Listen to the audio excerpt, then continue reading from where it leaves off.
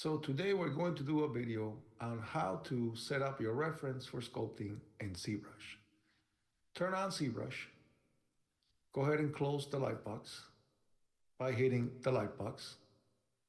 Then we're going to go ahead and click and scroll up here. Move this up. And we're going to load a tool. It could be any tool.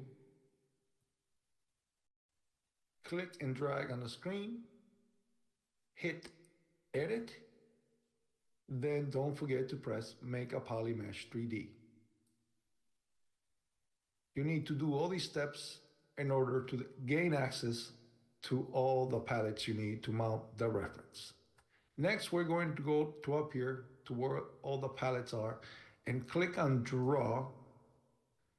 Go to the little circle with a slash on it, and when it looks like this, click on it. That way the palette gets mounted here on the side. Click and scroll up. Find the bottom palette down here. Make sure you turn on the floor grid. All right. Then we're going to go to front and back. Map 1. Import. And then go ahead and go to where you saved your turnaround reference. I believe I put mine in the desktop under,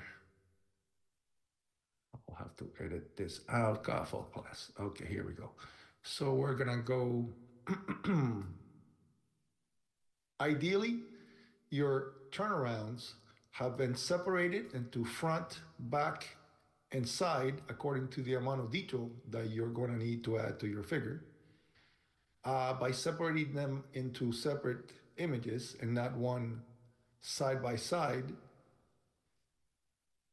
and mounting them straight in the middle of the image. The size of the image is not important, is the fact that you mount the figure or whatever you're gonna model right in the middle of the image. That way when it comes into ZBrush, it'll be positioned right in the center of the scene. So let's go ahead and bring the front in. Okay. Now you can see that it's pretty much mounted in the center. If you turn the image around, you look from the back, you can see here that it's actually not in the exact center. Note that I'm looking at the screen here from the back. This is how you know that's the front, and this is the back, okay? So from the back here, let's go ahead and in the front and back palette here, we're gonna click on the little horizontal slider here and slide this guy right to center. Okay, good, that's good to go. Let's turn around the scene again by clicking on the little blue here. Okay, now you can see this is the front. Now, the next setting you're going to need is the fill mode up here. Fill mode 2 setting. And then click on the front button. Now you can see through your tool in ZBrush. All right, the front has been set. Now let's hit the little red triangle here, and this is, hit it again. So it is looking to the right. And now we're gonna close back and front and open left and right. Click on map 1, import, and find the side of your image. Okay, as you can see here, if you click and drag on the screen, our image here is looking in the wrong direction. We need him to look this way. Very simple, just go back to your palette here, and on the left and right, hit flip. Okay, so there you go. Got the front and the side mounted. Now, let's say you wanted to mount the back. You have the drawing for the back, and you have detail on the back you wanted to add. So then we would close up left and right, open front and back, hit map 2, import, And there's the back image. Okay, same as before here, you can see using the little green line right there that you're not exactly center. So front, back, the back image selected. Make sure that the orange glow here is around the image that you want to manipulate.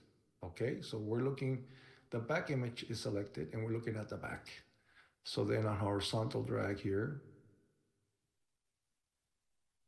if you do this in Photoshop, it'll go much faster. But there's a sample for you in case you didn't, that you can also arrange the center of the scene here in Zbrush.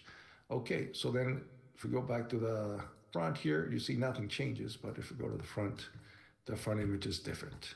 Okay, so now all the images are mounted, the back, front, and the side, and you're ready to start sculpting. Before you start, always remember to save. And here you are saving the C grid, not the tool. So you're gonna need to save the tool separately, all right? So this, on the C grid here that you're saving, you're only saving the reference work that we just mounted in Zbrush. Go ahead and save. Okay, and now you are ready to start sculpting around. Happy sculpting.